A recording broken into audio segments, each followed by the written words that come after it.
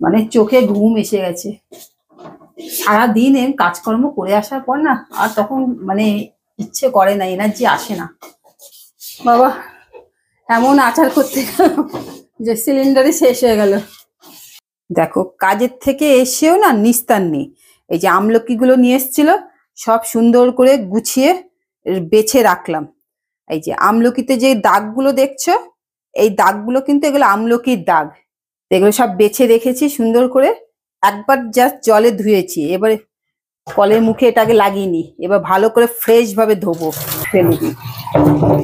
কেউ একবার এসে হাতে হাতে হেল্প করবে না যে ঠিক আছে। খাওয়ার জন্য সবাই এক পায়ে লাফিয়ে থাকে। আর আমারও ভালো লাগে খেতে, জানো। এই আচার বানাবার নাম শুনলেই না মানে আমি যখনই ভাবি বানাবো তখন ছোটবেলার কথাগুলো মনে পড়ে যায়। আমি তো ছোটবেলা খুব, এখন যেমনি কথা বলি ছোটবেলায় না তেমনি কথা বলতাম না, খুব চাপা স্বভাবের ছিলাম। এবার মানে বাড়িতে চাপা স্বভাবের। এবার বাইরে যখন বন্ধু বান্ধবরা খেলতাম, এবার আমাদের আর্মিতে না কি হতো বলতো, সব ফ্যামিলি কোয়ার্টারে যারা থাকতো না মানে মারা, তাদের না খুব নেশা ছিল মানে আলুর চিপস বানানো। আর এইদিকে জল দিয়ে দিয়েছি এই ভোগনার মধ্যে, সরি মানে আমাদের বলার অভ্যাস হয়ে গেছে ভোগনা, মানে এটা হচ্ছে ডেচকি। এই ডেচকির মধ্যে আমি বেশি করে জল দিয়ে দিচ্ছি। এই আমলকি গুলোকে নিয়ে এই ডেচকিতে সেদ্ধ বসাবো, একটা হালকা সেদ্ধ করে নেবো। যেই গল্পটা বলছি এবার কি হতো, সবাই না মানে আচার বানিয়ে আচার রোদে দিত। এবার আমরা যখন বন্ধু বান্ধবরা সব বাইরে খেলতাম, বল খেলতাম মানে পিট্টু, তখন আমাদের বলতে এই দেখ না আন্টিরা আচার রোদে দিয়েছে। তখন আমি বলতাম হ্যাঁ রে রোদে দিয়েছে। তখন বলতে জানা চুরি করে নিয়ে না, তখন আমি বলতাম না না। এবার সবাই তো যে যা আচার পেতো খেত, আমি তখন বলতাম না আমি মিষ্টি আচার না হলে আমি খাবোই না। তখন কি করতাম, ঠিক দুপুর দুপুর হতো, আমি গিয়ে আস্তে করে মিষ্টি আচারটা মানে তখন চুরি করতাম না, আগে আন্টিদেরকে জিজ্ঞাসা করতাম, আচ্ছা আন্টি এটা কি আচার গো, ওইটা কি মানে কি আচার, মানে হিন্দিতে জিজ্ঞাসা করতাম। দেখো সব ধোয়া হয়ে গেছে। জিজ্ঞাসা করতাম, তখন বলতো এটা আমের আচার, মিঠা আচার, এটা কুলের আচার মানে बेर का अचार है, ये इमली का अचार है। সব জিজ্ঞাসা করেন যে ये मीठा अचार है ये, হ্যাঁ। তো সব জিজ্ঞাসা করে নেওয়ার পর এবার এগুলোকে আস্তে করে গরম জলে দিয়ে দিচ্ছি, এগুলো একটু হাফ সেদ্ধ হবে। এগুলোকে সাবধানে দিয়ে দিই। এই দেখো সব দিয়ে দিয়েছি, জলটা একটুখানি বেশি হয়ে গেছে, আমি জলটা আস্তে করে তুলে নিলাম। এবার জাস্ট এটা একটুখানি হালকা একটু সেদ্ধ হয়ে যাবে, সেদ্ধ হলে আমি এটাকে নামিয়ে নেবো। উপর নিচ করে ভালো করে নাড়িয়ে দিলাম।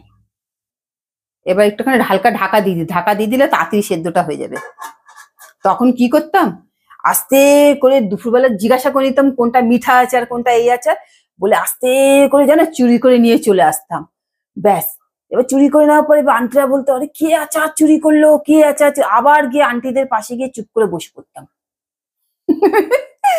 কি দুষ্টু ছিলাম বুঝতে পারছো। ততক্ষণ এটা সেদ্ধ হোক। দেখো সেদ্ধ হয়ে গেছে, আমি নিয়ে চলে এসেছি। এবার দেখো পুরো রসগোল্লার মতো লাগছে, দেখছো দেখো পুরো রসগোল্লার মতো লাগছে দেখো।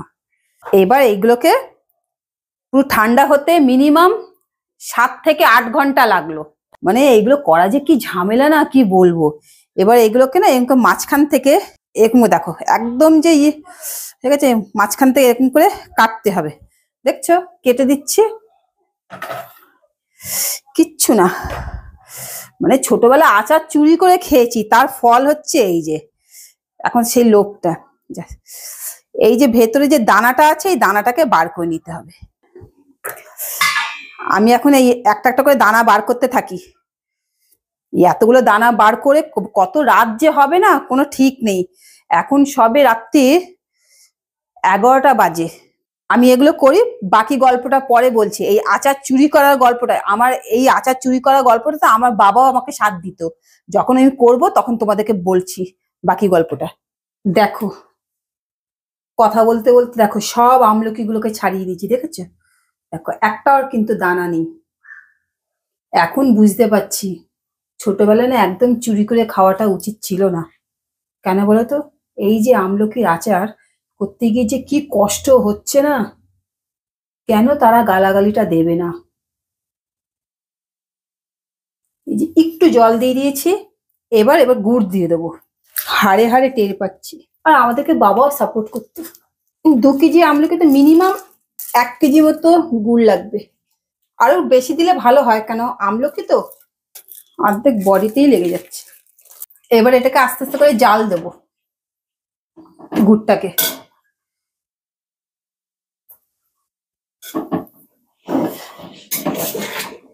এবার এটাকে আস্তে আস্তে করে জাল দিই। আমার কি এনার্জি দেখছো, মানে সবাই বলছে যে আমি যখন আসছিলাম আজকে, মানে এটাতে একদিনেই আচারটা করা যাবে না, মানে করতেও পারিনি, কারণ কালকে আমি সেদ্ধ করে রেখেছিলাম, সারা রাত এটা ঠান্ডা হয়েছে।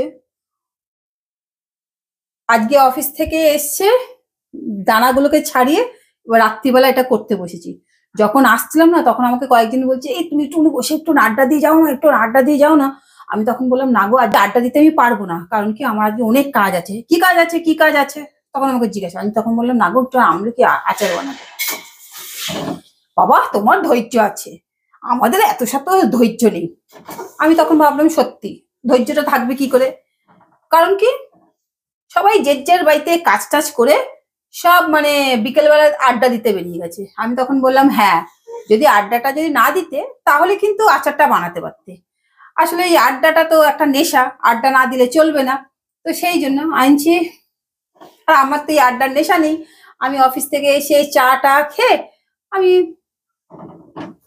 এটাই হচ্ছে আমার নেশা, মানে আচার বানাবো, একটু কাঁচা লঙ্কার আচার বানাবো, মানে কিছু না কিছু, মানে আমার ভাতের সাথে হোক, রুটির সাথে হোক। রুটি ভাতটা তো খুব একটা ভালোবাসি না, যেহেতু আমরা বাইরে থাকতাম, সেখানে ভাতের প্রিপারেশনটা খুব একটা হতো না, রুটিটাই হতো। তো সেই রুটি মানে একটুখানি পাশে একটুখানি আচার চাই। তো এটা ততক্ষণে হতে থাকুক, মানে একটা ফুট আসবে, সেই ফুটটা দেখলে না বোঝা যায়। ঠিক আছে, আমি নাড়াতে থাকি আস্তে আস্তে করে। দেখতে পাচ্ছ, দেখো গুড় কেমন ফুটে উঠেছে। এটা ফুটতে ফুটতে এটা তারের মতো যখন আসবে, তখন আমি এই আমলকিগুলো দেবো। মানে চোখে ঘুম এসে গেছে, সারাদিন কাজকর্ম করে আসার পর না, আর তখন মানে ইচ্ছে করে না, এনার্জি আসে না। কিন্তু ওই যে এই সময় যদি না করি, এটাই তো সিজন। আর আমার বাবা না মানে খুব মানে সাপোর্ট করতো। কিরকম বলতো, এই ধরো যখন আমরা ছোটবেলায় এরকম চুরি করে নিয়ে আসতাম, বন্ধু বান্ধবরা চুরি করে নিয়ে, এবার আন্টিরা বলতো, কে চুরি করে নিয়ে গেছে, মানে আর্মি কোয়ার্টারে সব। তখন আবার পাপা বলতো, সত্যি आपका अचार का डिब्बा चोरी हो गया ना। तो बोलतो, हाँ भाई साहब चोरी हो गया, कौन चोरी करके ले गया। পাপা তো জানে আমার সেই চোরের দলের মধ্যে আমার মেয়েও সামিল আছে।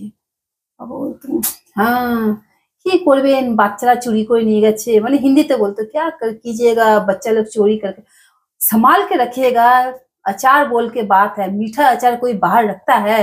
মানে পাপা আবার তাদেরকে এইভাবে বলতো, গৃহস্থকে বলছে সজাগ হয়ে থাকতে, আবার এইদিকে আমাদেরকে বলছে চুরি করেছিস, ঠিক আছে নেক্সট টাইম আর চুরি করবি না, বুঝলি। মানে এইরকম ছিল, মানে বাবা ছিল আমাদের একরকম বন্ধু। আবার নিজেই আবার গল্প করতো, জানিস ছোটবেলা আমরাও খুব চুরি করে খেতাম আচার। কার বাড়ির বাগানের আম, কার বাড়ির বাগানের না কাঁঠাল, মানে বাবা বলতো, মানে এইরকম গল্প করতো। দেখো কথা বলতে বলতে আমার গুড়ের জালটা হয়ে গেছে। আর গুড়ের জালটা যখন হয়ে যাবে, তখন তোমরা বুঝতে পারবে কি করে, দেখো এইভাবে পড়লে না, তখন দেখবে আঠার মতো খুব স্লো ভাবে পড়ছে।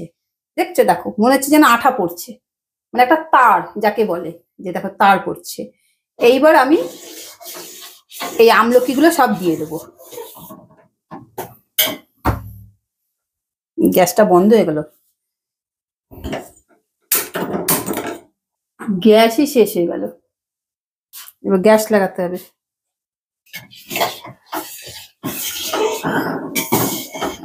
বর বাবাজি এসে গ্যাস লাগিয়ে, মানে সিলিন্ডার লাগিয়ে এবার হাত দিল, বাবা এমন আচার করতে গেলাম যে সিলিন্ডারই শেষ হয়ে গেল, তোমাকে ঘুম থেকে তুলে আসতে হলো। যাও এবার আমি করে নেবো। ও বাবা, এগুলো আস্তে আস্তে করে দিয়ে দিচ্ছি।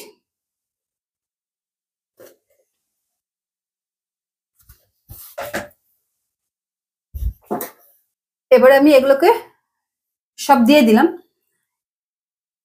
এক একজন আচার না এক এক রকম ভাবে করে। হ্যাঁ, তো আমি এইরকম ভাবেই করি।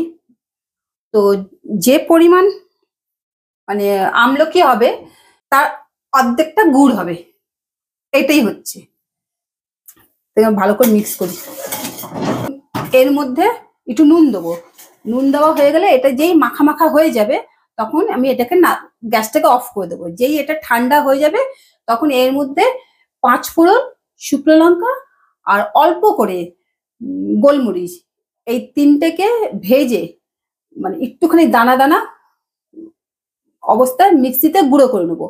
ওই ওই তিনটে তখন এই যে ঠান্ডা করে যে আমলকিটা করা থাকবে তখন এর মধ্যে মিক্স করে তারপরে কাঁচের জারের মধ্যে রেখে দেবো। মোটামুটি সারা বছর শুধু রোদ দিতে হবে। তারপর তুমি গরম গরম রুটির সাথে খাও, একটুখানি ভাতের সাথে খাও, তুমি যেভাবে ইচ্ছে এটাকে ইউজ করতে পারো। আমি এইভাবেই করি, মানে এইভাবেই করে রেখে দিই। আমার তো বেশ ভালো লাগে। মোটামুটি আমার এই আচার করতে কেন এখন বেশ জল বেরিয়েছে, এটা মুছতে আরো 8 ঘন্টা সময় লাগবে। এখন দেখো, দেখতে পাচ্ছ ঘড়িতে রাত্রির 1টা বাজতে 2 মিনিট বাকি।